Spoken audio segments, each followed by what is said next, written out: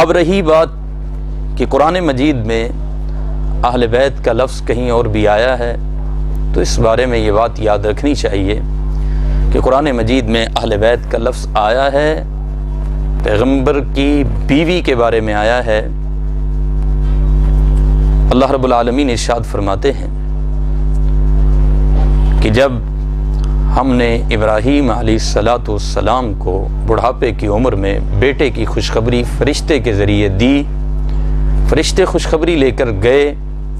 تو حضرت ابراہیم علیہ السلام کی زوجہ محترمہ بڑھاپے کے عالم میں ہیں۔ فرشتوں کی یہ خوشخبری سن کر پیغمبر کو تو تعجب نہیں ہوا، لیکن پیغمبر کی بیوی کو اس پر تعجب ہوا اور ہونا چاہیے تھا۔ انہوں نے تعجب کے انداز میں کہا کہ اَأَلِدُ وَأَنَا عَجُوزٌ وَهَذَا بَعْلِي شَيْخٌ عَظِيمٌ، کہ میں بچے کو اس حالت میں جنم دوں گی کہ جب میں بھی بوڑھی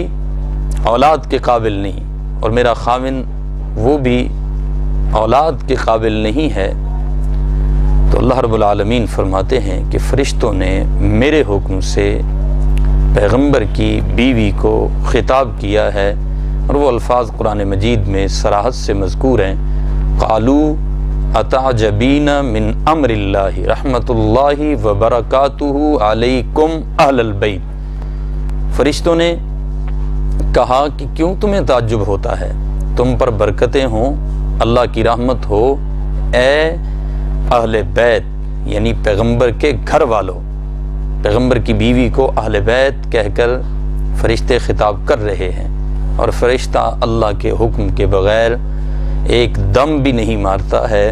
ایک سانس بھی نہیں لیتا ہے۔ جب اللہ کے حکم کے مطابق فرشتہ اہل بیت پیغمبر کی بیوی کو کہہ رہا ہے، اللہ رب العالمین نے خود پاک پیغمبر کی بیویوں کو قرآن مجید میں اہل بیت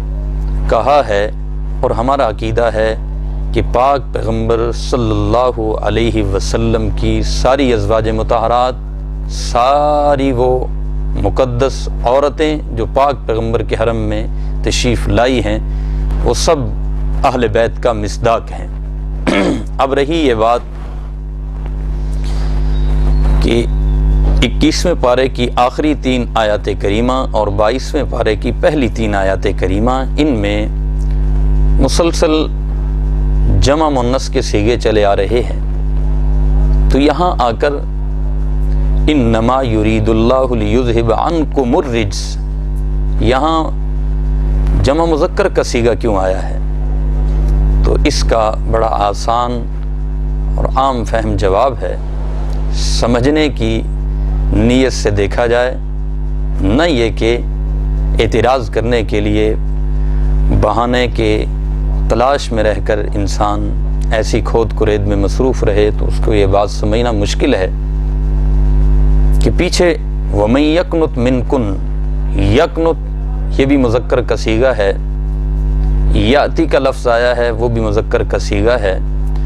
تو وہاں پر اگر من کی رعایت سے مذکر کا صیغہ لائے ہیں تو یہاں پر بھی یہی کہا جائے گا کہ اہل کے رعایت رکھتے ہوئے انکم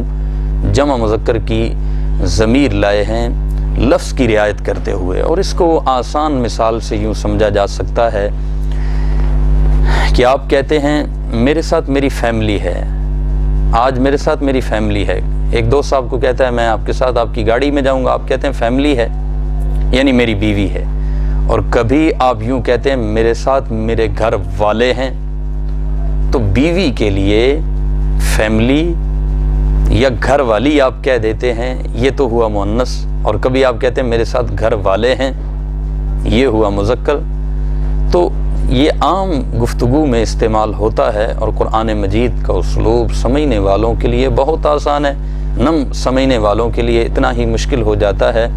اور وہ اسی قرآن مجید سے ایسے عجیب و غریب اوہام کا شکار ہو جاتے ہیں کہ جو ان کو بالآخر ہدایت کی بجائے گمراہی کی طرف لے جاتے ہیں۔